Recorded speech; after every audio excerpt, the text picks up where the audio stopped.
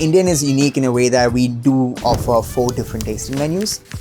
One being vegetarian, another being non-vegetarian, a vegan menu, and a pescatarian menu. Everybody in this kitchen has so many preps needs to be done. It's about being efficient. Getting a Michelin star is not just about having good food. It's also about how precise everything is in terms of taste, balance of dishes. My role currently is to take care of entree section. Chef de Partie literally translates to chef of the section. Anything that's coming out of that particular section, it's completely you who's in charge.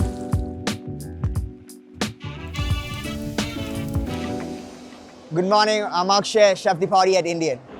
It's 8:30 in the morning, I have a lot to do, let's go.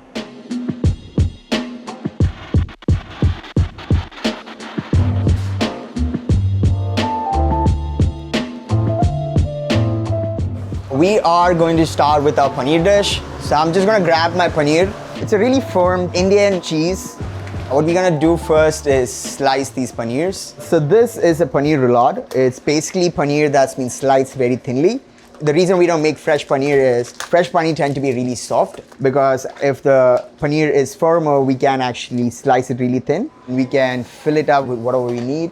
So at Indienne, we do have 4 different menus. This particular dish goes on the vegetarian menu. We want our menu to be more accessible to more people. And in India, we do have a lot of people that follows vegetarian dietary restrictions. There are a lot of other people that's involved in doing this dish. As you can see in the back, we do have a whole team here. This particular paneer dish will at least need 1, 2, 3, 4 people, including me, it's 5 people's hands before that dish hits on the table. Hierarchy-wise, almost everybody's chef de partie. It's just a fancier word of calling a cook a cook. You are in charge of one particular section. When I came in, I started in the cold section. Almost 6 months in, that's when I switched it to entree. Now that I've been in entree for almost 6 months, next probably for me would be sauce station. So we are done with the paneer slicing. So right now what I'm gonna do is I'm gonna make the filling of this particular roulade. This onion paste requires almost 3 hours of making it. So this is something that we do a day before. It has a bunch of different spices that we use. It's been blended. And then the next component is a mix of 3 different nuts. We're using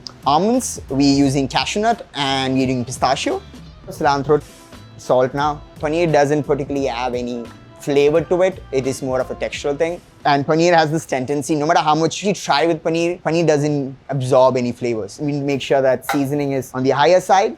I don't have OCD, but I try to do it. Everything's symmetrical. Getting a Michelin star is not just about having good food. It's also about how precise everything is. We should approach every dish or every action in a more responsible way. Currently in the United States, we have 3 Indian restaurants that has 1 Michelin star. It's about being efficient because everybody in this kitchen has so many preps needs to be done because as we know, we do have 4 different menus. Everything that we do should matter. Paneer particularly goes really well with certain combinations. So these flavors, that's something that goes with paneer that we already knew. We're just trying to bring those flavors in a different way. So finally we have something that's visually so different, but at the same time, when it comes to taste, it's something people have eaten before. Trying to bring in like a modern twist to what we are doing. Now I'm gonna roll these guys up. I came in early today because this dish particularly takes quite a long time for me to make. This way the kitchen is sort of empty and I have my own piece. I would really want to say it out loud why I know how to roll these ones, but I think I shouldn't. So this is the first roll and these paneer are going to get rolled again with a Swiss chard. So anything green vegetables goes really well with paneer as traditionally done. I try to choose the best Swiss chard I can possibly for this dish. And this process needs to be done every day because the color doesn't retain that long. So I'm going to blanch it real quick. Once I make a quick dip, then I put it back in the ice water, shock it so the color retains. The chlorophyll, the moment it hits the cold water, it just brightens up. I do add sugar and salt in this, so the color retention is much better. Chef Sujan knows his colors. It's just not about texture, it's just not about taste, it's also about the color. There will be a little more water left in it, but that sort of keeps the paneer soft. The reason I like tasting menu is it's something that needs to be changed more often than traditional a la carte restaurants. I really like to change up what I'm doing every few months because it's boring.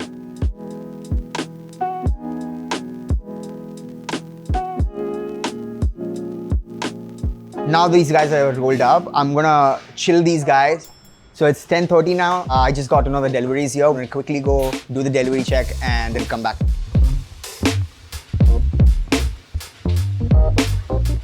We do have 4 to 5 different vendors. You can put it around here. Every ingredient that comes in, it's sort of part of everybody's responsibility. It's just not one person's. At that moment in the day, right now, I am the one who's receiving it. So I want to make sure that everything is perceived the right way. This morel's just in the season right now. Whenever he has something new, he tries to bring it to us and we try to figure out whether we can do something with it. I do wanted to ask you about the mussels. Where are they from? They're from Prince Edward Island, so they're Confederation coast. So super nice, rope grown, real beautiful. The last time you gave me the Mexican. Yeah, from Baja, California. I did use those for the trials. How'd they go? For me, it was more the shell that attracted me. Yeah. The shell is a beautiful blue color. Oh yeah. It's because I'm trying to use that as like a presentation tool. Let me know how those go. I think it'll be a great fit. How's your day been? Good, man. It's been busy. It's bluefin season just opened on the East Coast. So yeah. We've been rocking and rolling. Should be good. Here you go, man. Thanks, guys. Have a wonderful day. I do have a turbot that I just received. A turbot is something that I'm trying to work on for the new summer menu. I try to look in the gills. Is it whether it's fresh enough or not, if it's red enough or not. Just looking if there are any bruises in it, making sure the scallops, the shells are completely shot, like just making sure that they are in the right size that we need. It's 11 o'clock right now. I made some time today to work on a new dish. Being a cook is great. You learn a lot, but it comes to a point where you want to start doing your own thing. You start to want to bring your own voice to the picture. Chef Sujan, he's the founder and the head chef of Indienne. He's the soul of the restaurant, basically. This dish is something I want him to taste today. I want him to taste this because the new summer menu is coming in almost in a month's time. I've been working on this for the last almost 4 weeks now. Basically, what I'm doing is I'm trying to make a filling of this. It's going to be filled inside a deep fried batter that's coming out of a siphon. I am in a good space now. That's why today I feel like I can make Chef Sujan taste it. The smell of curry leaf is just amazing. Back home, we have a curry leaf plant. Curry leaf is one of those ingredients that's prominently used in the southern part of India. Curry leaf and coconut oil, the love of my life. Something I would die for. A good coconut oil slaps. It slaps so beautifully. The fat that I'm going to use right now for this dish is coconut oil. I generally go with first the flavors. Once the flavors are in the picture, then I weigh everything out and then create a recipe out of it. And I like to be a little more free-handed when I try to create something. So the ginger that I'm using in America, it's not as strong as Indian gingers are. So we need to use a lot more than what we use generally back in India. I learned that after coming here for sure. I started cooking with it. My chef was like, dude, why aren't you putting enough ginger? I'm making a masala, a dried roast masala, which is basically onions, ginger, curry leaf, along with some Kashmiri chili powder. Kashmiri chili is one of those dried chili powders which has a lot of color in it but doesn't have a lot of heat to it. This is getting blended. I'll go for a little bit of turmeric. So what I'm going to do is I'm going to saute this mussels really quick so that it opens up. 90% of the food that's being made in Kerala uses coconut oil, and that's something that we don't get a lot of chance to show to the world. Traditionally, this dish is made of clams. In Kerala, we have something called toddy shops where they sell coconut liquor basically. And clam roast is something that it's eaten in those toddy shops a lot. It sums up Kerala's all the flavors. For me, I'm just using mussels in this scenario is because when I came to Chicago, that's when I was actually introduced to mussels for the first time. What I've realized is Americans and somebody who's from India tasting that dish should both be able to relate to this idea. I can quickly open these guys up and take it out. Inspiration for me with these shells. The beautiful blue tinge that you see inside is something that inspired me to want to create something out of this as my plate. So once that's done, there's the liquid that comes out of it. I'm going to reuse this liquid in the sauce. The flavors of the mussel stays in the dish itself. Because it's a filling, I don't need the texture per se, it's the flavor that matters to me. Hi, so my truffle guy is right now here. How you doing, man? What do you got today? We do get raw truffles almost 2 days in the week. So this just arrived. Every time that he gets the best, he just comes to us first. At least that's what he tells us. I mean, look at this. What's better than this? These are Italians, Umbria, summer, black. So generally we do take around 2 pounds of it. I try to take the smallest guys out, to be honest with you. I don't like the big ones because the smaller ones are much easier for me to work with. I do this in Chicago for 10 years. But the family, Caporici, is doing that for 4 generations. That's all yours. Pleasure is mine. Have a great day. So we're gonna get back at the R&D. I'm just gonna quickly finish this, guys, because my time is running out. I have literally 10 minutes left on my clock right now to finish this dish up. This should be good.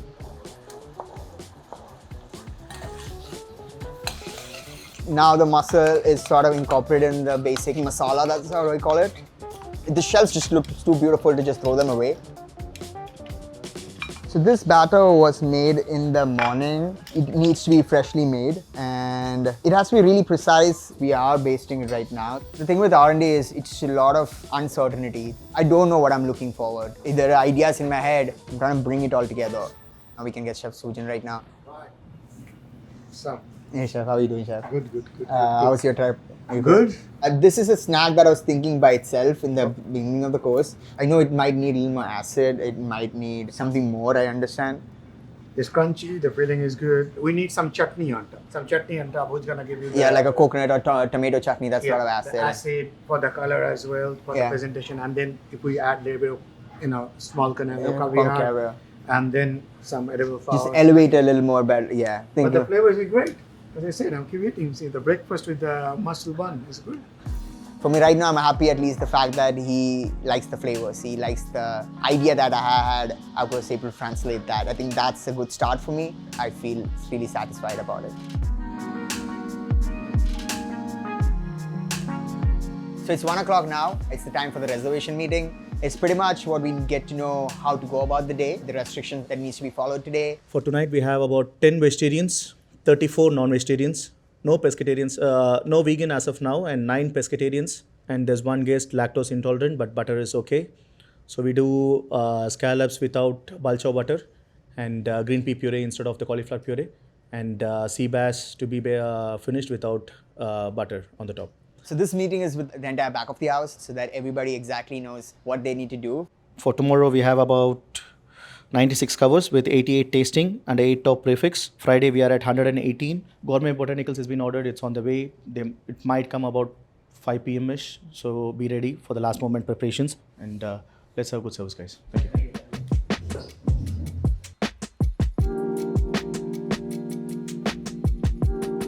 I'm just got done with my reservation meeting. I need to now move because I have easy 2 hours to finish all my prep and then move to my service. So I'm gonna start cleaning my scallop now. These are from Boston. So where we use this is in our non-veg tasting menu. I clean these bad boys up. So the shells is then reused again. We use the shells as sort of like the plateware for this particular dish. So shellfish allergy is one of those most prominent allergies. Any utensils I'm using, I'm not using that anywhere else. Right now, everything that I do would be only seafood. So now I'm just gonna rinse these scallops in cold water so that all the dirt that's on it can be quickly taken off. There's an extra muscle that's always attached to the scallop. We tend to take that out because as soon as it hits the pan, that tends to tighten up real quicker than the other parts of the muscle. So basically I'm arranging these bad boys for the service because I know exactly how many I need. Just before the service, I take them out and then I cook them. So now I'm done with scallops. The next thing I'm gonna go for is sea bass. Just make sure that every seafood prep is done together. It is specifically for the pescatarian menu. So this is the sea bass I've got. I'm basically gonna remove the center bone. It's a huge bone. I tried to get the most out of it where I'm not wasting it out. So now this bone actually gets all the way here. I'm trying to get at least 3 different roulades out of this. This is your second roulade dish. It is. I think I am on a roll. What I'm gonna do is take out a little bit on the sides so that it just curves in. And take the clean wrap. So the idea about making this roulade, we do it a day prior. We keep it overnight in a chiller so that it retains the shape that we need. We're trying to create a circular shape on it so that when we sear it, it's this sort of like a circle that's on the plate. So now I'm just gonna tightly wrap these guys. So, as you can see, it's taking a shape of a cylinder. Once this is tied up, I take a cake tester. We just take the excess water. So as you can see, the excess water comes out of it. At the same time, if there is any excess air that sort of pockets, comes out of it. And that way, when it's cooked right. We're going to vacuum pack this and then sous vide it. And then finish it with searing the meat.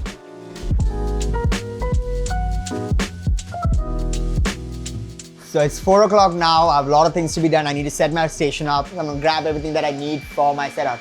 If without these guys, I am screwed. And if I don't collect these guys before the service starts, during the service, it's just gonna be chaotic as hell. It's pretty much all the trays that I need for the setup.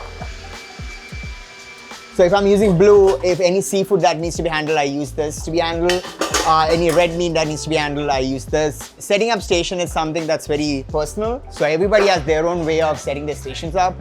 So even the same station is not set up the same way by two different people. So when I try to organize things, there is precise places where I keep my stuff. It's always in the same place so that it's the muscle memory that comes into the picture.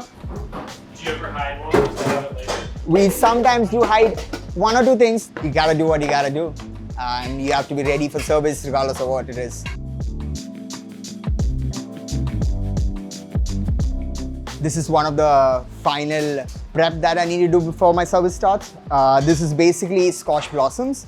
Because this is very delicate, the grilling needs to be done really precisely because otherwise the flour gets ruined completely. So these goes with the sea bass. I'm gonna make a filling that's made of crab. So this is basically onions that's been cooked with a lot of black pepper and curry leaf and ginger. I'm gonna add the crab mix to this. I'm gonna fill it in a piping bag.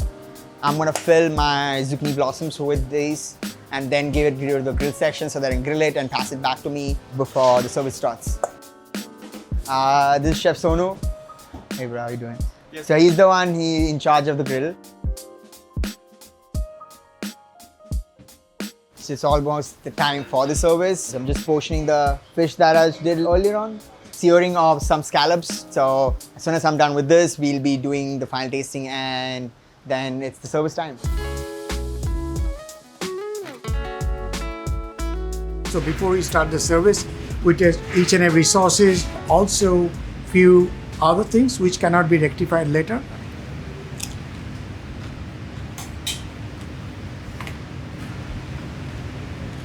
That's a little too sweet.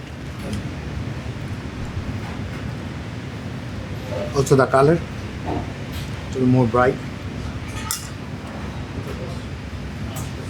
Maybe touch of chili, just touch. And the pani puri is too sweet. So rest everything is okay. Let's get back to service. For the pani puri, since it was sweet, we add some chaat masala, black salt, a little bit more of acid. That's how we rectify it in the next 30 minutes. And then our service starts. So it's 5 o'clock. It's time for my service to start now. I would ask you to kindly leave. Thank you so much for spending the day with me.